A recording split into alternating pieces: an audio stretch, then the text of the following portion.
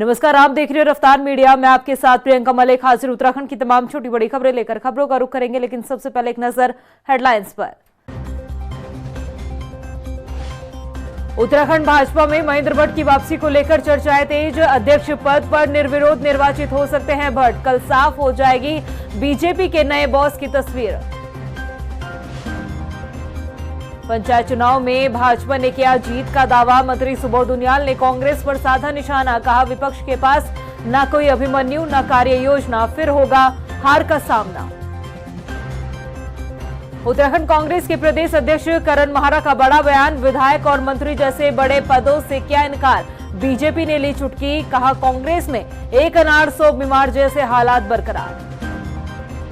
और कावड़ यात्रा के दौरान कावड़ियों के लिए देवदूत बनेगा एसडीआरएफ। संवेदनशील घाटों पर तैनात रहेगी एसडीआरएफ की 7 टीमें।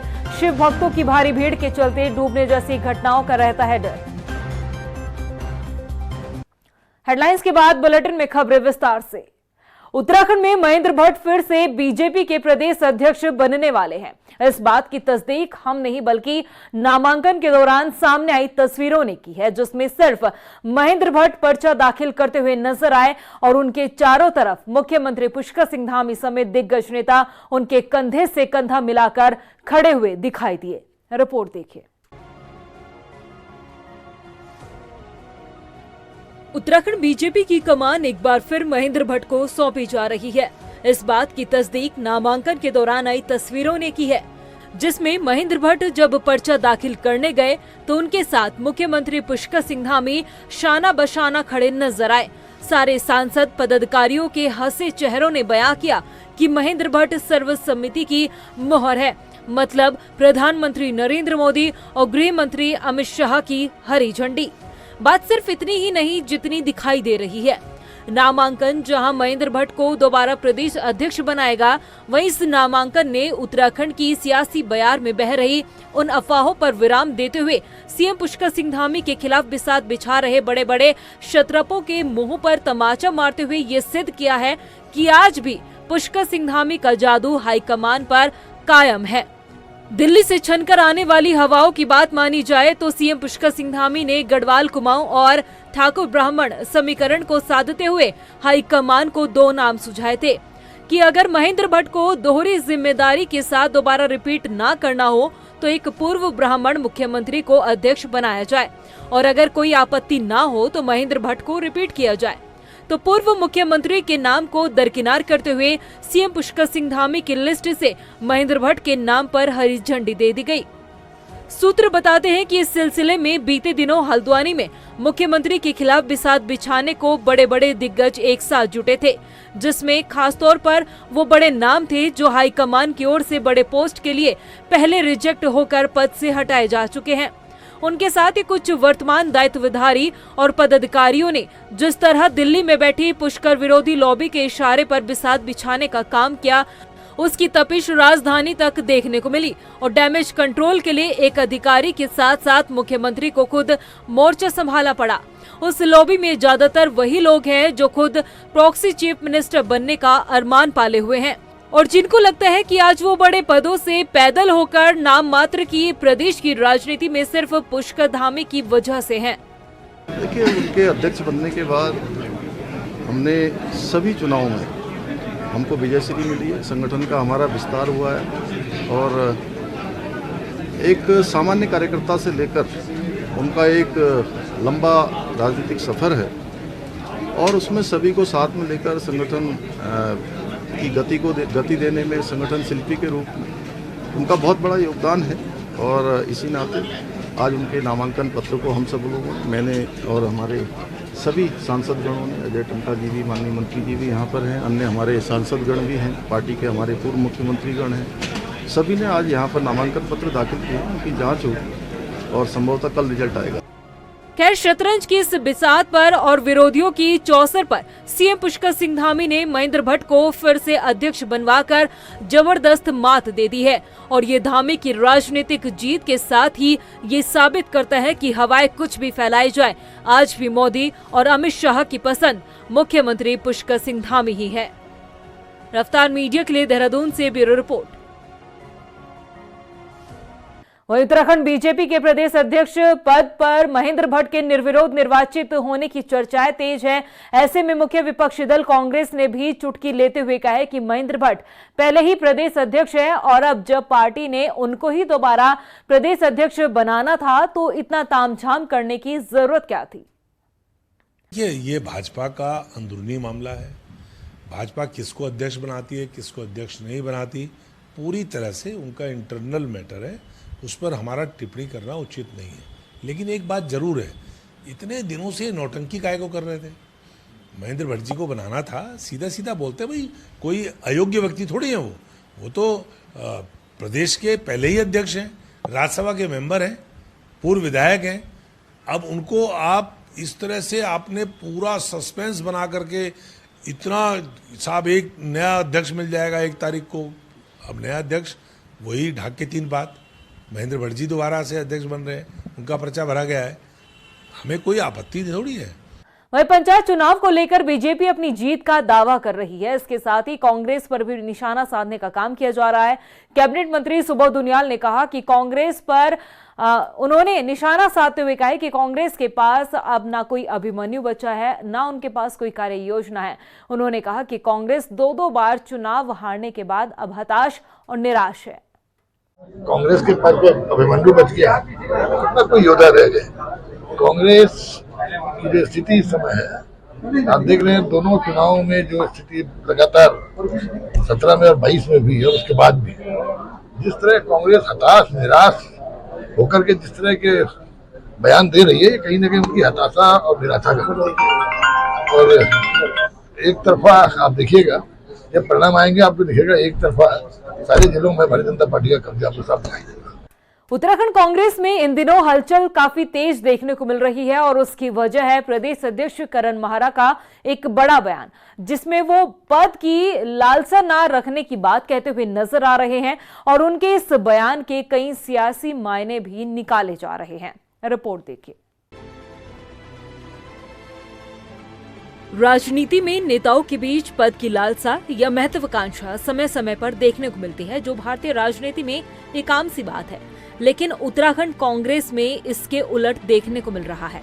कांग्रेस के प्रदेश अध्यक्ष करण महारा का कहना है कि वो पार्टी में किसी भी पद की लालसा नहीं रखते। मैं चाहता हूं कि वो लोग मुझे एज ए लीडर पसंद करें, किसी विधायक के रूप में, किसी सांसद के रूप में या मंत्री या मुख्यमंत्री के रूप में नहीं। मुझे करण मेहरा इंडिविजुअल एक लीडर के रूप में पसंद करें, जो सही मुद्दे उठाता हो, जो लोगों के लिए की समस्याओं के लिए लड़ता हो, जिसके प्रश्न पूछने पर सरकार को दिक्कतें पेश आती हों, जो कुछ बोले तो उसका असर हो और लोगों को भरोसा हो उसकी बात पे। उस तरीके का एक व्यक्तित्व अपना बनाना चाहता हूं और स्नेह अध्ययन करते हुए और अपने को हल्के हल्के बढ़ाते हुए उस रास्ते पर आगे बढ़ना चाहता हूं। करण महारा का ये बयान उनकी व्यक्तिगत इच्छा से ज्यादा संगठन के प्रति समर्पण को दर्शाता है। लेकिन उनके इस बयान के कई मायने निकाले जा रहे हैं, क्योंकि जब से कांग्रेस की दिल्ली में बैठक हुई उसके बाद से संगठन में बड़े बदलाव की चर्चा तेज हो रही है। वहीं करण महारा ने जो कहा कि वो लीडर रहना चाहते हैं, उनकी इच्छा विधायक, मंत्री या मुख्यमंत्री बनने की नहीं है। इससे कहीं न कहीं ये भी मायने निकाले जा रहे हैं कि करण महारा सिर्फ प्रदेश अध्यक्ष की कुर्सी ही संभालना चाहते हैं। हालांकि कांग्रेस के प्रदेश अध्यक्ष के इस बयान पर अब बीजेपी चुटकी लेती नजर आ रही है। भाजपा नेता मथुरादत्त जोशी ने कहा कि कांग्रेस में 1 अनार 100 बीमार वाली कहावत चरम पर है। कांग्रेस के बड़े नेता अभी से मुख्यमंत्री के ख्वाब देखने लग रहे हैं।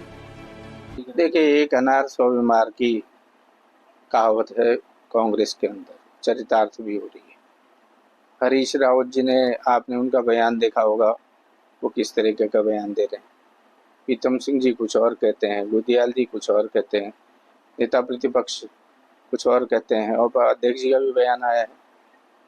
अध्यक्ष जी लीडर तो है ही है, पर लीडर बने रहने की बात भी करते हैं। आपस में सिरहुटबल है, अंतर्द्वंद है और एक दूसरे की कोई शक्ल नहीं देखना चाहते और सब लोग चीफ मिनिस्टर बनना चाहते हैं। कांग्रेस का तो किस्सा ही है, सूत न कपास जुलाई में लट्ठम लट्ठा। उत्तराखंड कांग्रेस हमेशा से गुटबाजी का शिकार रही है। पार्टी में सिर्फ एक दूसरे से आगे निकलने की होड़ देखी गई, लेकिन प्रदेश अध्यक्ष करण महारा का ऐसा बयान पार्टी की मजबूती और आने वाले चुनाव में पार्टी के लिए निष्ठा भाव से कार्य करने की ओर इशारा करता है। अब देखना ये होगा कि आने वाले समय में करण महारा के नेतृत्व में पार्टी कितनी मजबूती के साथ आगामी चुनावों में परफॉर्म करेगी। रफ्तार मीडिया के लिए देहरादून से सुशांत सिंह की रिपोर्ट। वहीं उत्तराखंड में भारी बरसात के बीच चारधाम यात्रा जारी है। हालांकि बीते दिन चारधाम यात्रा को एक दिन के लिए स्थगित कर दिया गया था, जिसे एक बार फिर से सुचारू कर दिया गया है। अब तक कितने श्रद्धालु दर्शन कर चुके हैं और कितनों ने पंजीकरण कराया, इसकी जानकारी कैबिनेट मंत्री सतपाल महाराज ने दी है। इसके साथ ही मंत्री सतपाल महाराज ने बारिश के अलर्ट को देखते हुए यात्रा पर ध्यान रखने की अपील की है। रही है और हमने सभी जो श्रद्धालु लोग जा रहे हैं उनसे आग्रह किया है कि मौसम की जानकारी प्राप्त करने के बाद ही अपनी यात्रा प्रारंभ करें। इस प्रकार से चारधाम यात्रा और हेमकुंड साहिब यात्रा में कुल मिलाकर के 46,77,700 श्रद्धालुओं ने अब तक अपना पंजीकरण कराया है, ऑनलाइन ऑफलाइन। और यमुनोत्री धाम में अब तक 5,54,260 श्रद्धालु दर्शन कर चुके हैं। गंगोत्री धाम में 5,69,057 लोग दर्शन कर चुके हैं।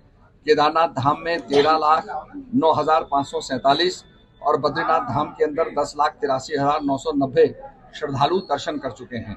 रुद्रपुर नगर निगम में शहर वासियों को बड़ी सौगात देते हुए 5,66,00,000 रुपए के 52 विकास कार्यों को मंजूरी दी है। इस बजट से रुद्रपुर के अलग अलग वार्डों में सड़क, नालियां, पुल और धार्मिक स्थलों के विकास कार्यों के साथ ही पार्कों के सौंदर्यीकरण तक के कार्य शामिल है। इन कार्यों की टेंडर प्रक्रिया शुरू हो चुकी है और जल्द ही निर्माण कार्य भी धरातल पर देखने को मिलेंगे।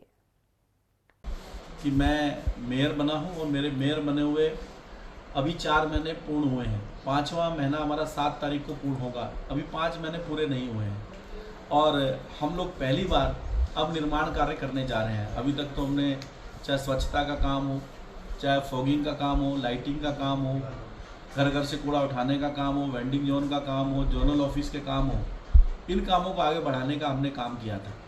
और लगातार इस बीच में हमने माननीय मुख्यमंत्री पुष्कर सिंह धामी जी को निरंतर यहाँ से हम प्रस्ताव भेज रहे हैं और प्रस्ताव हमारे शासन के अंदर चल रहे हैं। अभी बहुत सारे काम हमारे आने वाले हैं। हरिद्वार में कावड़ मेले की उल्टी गिनती शुरू हो चुकी है। प्रशासन और सुरक्षा एजेंसियां पूरी तरह से अलर्ट मोड पर नजर आ रही है और अब एसडीआरएफ ने भी अपनी तैयारियों को अंतिम रूप देना शुरू कर दिया है। इस बार की यात्रा को पूरी तरह से सुरक्षित बनाने के लिए एसडीआरएफ की 60 टीमें अलग अलग घाट और स्थानों पर तैनात की जाएगी। आखिर क्या है इसके पीछे की वजह, आइए आपको इस रिपोर्ट में दिखाते हैं। 11 जुलाई से शुरू होने जा रही कावड़ यात्रा को सकुशल संपन्न कराने को लेकर प्रशासन अलर्ट मोड पर है। सुरक्षा के लिहाज से इस बार हरिद्वार में कावड़ मेले के दौरान कुछ खास इंतजाम किए जा रहे हैं। दरअसल हरिद्वार में हर साल करोड़ों शिव भक्त जुटते हैं, जिसकी वजह से गंगा घाटों पर कई बार श्रद्धालु हादसों का शिकार हो जाते हैं। लेकिन इस बार श्रद्धालुओं की सुरक्षा को लेकर एसडीआरएफ ने 7 अलग अलग टीमें गठित की है, जिन्हें प्रमुख संवेदनशील घाटों और गहरे पानी वाले स्थानों पर तैनात किया जाएगा। इन टीमों की तैनाती कांगड़ा घाट पुल, बैरागी कैंप, प्रेमनगर आश्रम, नौ घाट, रामझूला, नीलकंठ मंदिर, ढालवाला जैसे पॉइंट्स पर की जाएगी। ये वही जगहें हैं जहां हर साल सबसे ज्यादा भीड़ देखने को मिलती है और बीते सालों में डूबने और फिसलने जैसी घटनाएं भी सामने आई है। मेनली जो हमारी सब टीम्स डिप्यूट हो रही हैं कांवड़ को लेकर के, वो जो डीप डाइविंग वाले हमारे रेस्क्यूअर्स हैं उनको लेकर के है। इसके अलावा फ्लड रिलीफ वाले जो जिनको हमने ट्रेनिंग प्रोवाइड किया हुआ है, वो जो हमारे पास कॉन्स्टेबल्स हैं, मैन पावर हैं, उनको हम लोग डिप्लॉय कर रहे हैं। और उससे रिलेटेड जो भी इक्विपमेंट्स हैं लाइफ सेविंग के, वो सारे के सारे सभी सब टीम्स को अवेलेबल हम लोगों ने करवा दिए हैं। जब वो वहाँ पर डिप्यूट हो जाएंगी तो जो भी जिस भी तरह का रिक्वायरमेंट वहाँ पर रहेगा उस हिसाब से कंसर्निंग डिस्ट्रिक्ट जो है इनको डिप्लॉय कर पाएंगे। एसडीआरएफ कमांडेंट अर्पण यदुवंशी की माने तो मेले के दौरान एसडीआरएफ की सभी टीमें हर चुनौती के लिए तैयार रहेंगी। जवानों को motorboat, rescue raft, life jacket और डीप वाटर ड्राइविंग गियर्स जैसी अत्याधुनिक उपकरणों से लैस किया जाएगा, ताकि एक भी जान ना जाए और हर श्रद्धालु की यात्रा सुरक्षित, सहज और श्रद्धा से भरी रहे। देखिए, एसडीआरएफ उत्तराखंड पुलिस आगामी कावड़ यात्रा के दौरान प्रदेश भर में जो लाखों करोड़ों की संख्या में श्रद्धालु आएंगे, उनकी सुरक्षा के लिए तत्पर है। और हमारी अभी से व्यापक स्तर पर तैयारियां चल रही हैं। संवेदनशील जो क्षेत्र हैं कांवड़ एरिया में आते हैं उनका चयन एसडीआरएफ द्वारा हमने कर लिया गया है, जहां हमारे प्रशिक्षित deep diver, rafts, inflatable motor boat, life safety उपकरण और जो भी अत्याधुनिक हमारे पास रेस्क्यू उपकरण हैं उसके साथ हमारी टीम तैनात हैं। हमारे हरिद्वार, पौड़ी और टिहरी जनपद जहाँ पे कांवड़ का सबसे ज़्यादा फ्लो रहता है वहाँ उसमें 6 स्थान पर 7 सब टीम तैनात रहेंगी। आपको बता दें कि पिछले 3 सालों में कांवड़ यात्रा के दौरान एसडीआरएफ ने करीब 350 लोगों की जान बचाई है और सिर्फ पिछले साल 2024 की कांवड़ यात्रा के दौरान 165 श्रद्धालुओं को नदी में बहने से बचाया था। यही वजह है कि इस बार भी एसडीआरएफ की भूमिका अहम होने वाली है, क्योंकि इस बार अधिक बारिश के कारण नदियों का जल स्तर भी बढ़ा हुआ है। रफ्तार मीडिया के लिए देहरादून से हिमांशु चौहान की रिपोर्ट। वहीं प्रदेश में मानसून के बाद भारी बारिश का अलर्ट जारी किया गया है। इसके साथ ही प्रदेश में आपदा, भूस्खलन जैसी स्थिति से निपटने के लिए उत्तराखंड पुलिस ने अपनी पूरी तैयारी की है, तो वहीं एसडीआरएफ भी एक्टिव मोड पे नजर आ रहा है। आईजी एसडीआरएफ ने अधिकारी और पुलिसकर्मियों के साथ बैठक की है। आईजी एसडीआरएफ का कहना है कि मानसून के दौरान एसडीआरएफ के कर्मचारी मुस्तैदी से काम करते हुए नजर आ रहे हैं। रिस्पॉन्स का जो समय है वो भी कम किया गया है। बैठक के दौरान निर्देश दिए हैं कि और तरीके से काम को बेहतर किया जाए। ये मानसून का सीजन जो चल रहा है इसमें जो हमारी पोस्ट हैं, जो भी हमारे एसडीआरएफ के कर्मचारी हैं पूरी तरीके से मुस्तैद हैं और 24/7 अलर्ट हैं, और जो उनका रिस्पांस टाइम है वो भी हमने एग्जामिन किया है। बाय एंड लार्ज 5 मिनट से कम का है सभी पोस्ट पे। तो कहाँ पर हम और बेहतर तरीके से स्ट्रेंथन कर सकते हैं इसको लेकर के एक मीटिंग हुआ है, और साथ ही साथ जो हमारा कंट्रोल रूम है वहाँ पर किस तरीके से बेटर कोऑर्डिनेशन के लिए जो एक्सपर्ट्स हैं उनको इंगेज कर सकते हैं, ताकि मानसून में जो भी डिजास्टर आ रहे हैं उनको और बेहतर तरीके से हम लोग हैंडल कर सकें, इसको लेकर के मीटिंग हुआ है। वहीं सोमवार को हल्द्वानी में आपदा प्रबंधन विभाग और प्रशासन ने संयुक्त रूप से मॉकड्रिल किया। आपको बता दें कि मॉकड्रिल के दौरान देवखड़ी नाले की तरफ से मलबा आने से 4 लोग घायल हुए, तो वहीं सूर्य नाले में एक बाइक और कार के फंसने की सूचना पर तत्काल रिस्पांस किया गया। सभी घायलों का इलाज जो है वो बेस अस्पताल में किया गया। वहीं हल्द्वानी तहसील में कंट्रोल रूम बनाया गया था। आपको बता दें कि मॉकड्रिल को सीओ नतीन लोहानी और तहसीलदार मनीषा बिष्ट ने लीड किया है। पहली घटना में देवखड़ी में सूचना प्राप्त होते ही हमारी टीम यहाँ रवाना हो गई थी, जिसमें हमारी मेडिकल की टीम, पुलिस की team, search and rescue team, SDRF की टीम, आपकी आईआरबी की टीम और आपकी नगर निगम और पीडब्ल्यूडी की टीम को मौके पर रवाना किया गया, जिनके द्वारा मलबा हटाया गया है। मौके से 6 लोगों को रेस्क्यू किया गया, जिसमें से आपके 3 लोग घायल थे जिनको मौके पर उपचार किया गया, और एक व्यक्ति को बेस हॉस्पिटल फर्दर ट्रीटमेंट के लिए भेजा गया है। देखिए, एक पुरानी कहावत है कि disaster does not kills, human unpreparedness does. उसी को चरितार्थ करते हुए ये आज की पूरी मॉक ड्रिल थी, जो तपोवन स्थित स्थान जो है तपोवन कॉलोनी के नाम से है देवखड़ी क्षेत्र में, क्योंकि पूर्व में भी इस तरह की सूचनाएं यहाँ पे आई हैं। तो इसी में एक सिचुएशन क्रिएट करी गई थी, जिसमें मलबा के कारण कुछ लोग घायल होने और फंसे होने की कुछ हमें इन्फॉर्मेशन मिली थी।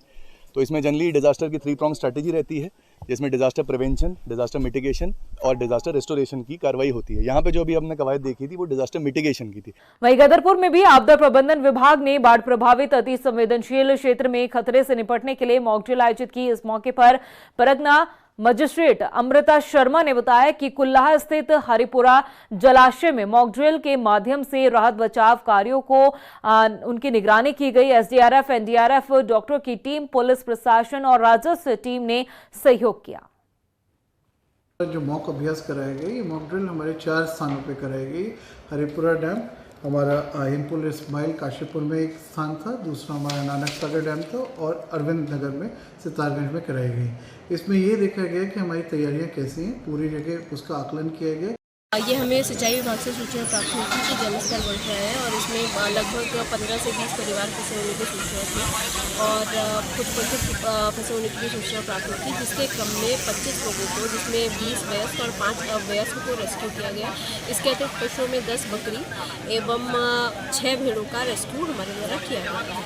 रिगार्ड में मैं और अन्य मेरे 9 साथी यहाँ पे आए हुए थे। स्टेजिंग एरिया हम लोगों ने स्टैब्लिश किया। स्टेजिंग एरिया में हम लोगों ने जो बोट होती है, पहले से पता था कि पानी वाला सिनेरियो है, तो हम लोगों ने पानी वाला जो कि हमारा उपकरण होता है वो लेके आए थे, जैसे बोट हो गया, लाइफ बॉय हो गया, और लाइफ जैकेट हो गया, और इम्प्रोवाइज डिवाइस होते हैं। तो हम इसको लेके इंसिडेंट साइट पर पहुंचे थे, जो कि यहाँ से स्टेजिंग एरिया से 300 मीटर की दूरी पर था।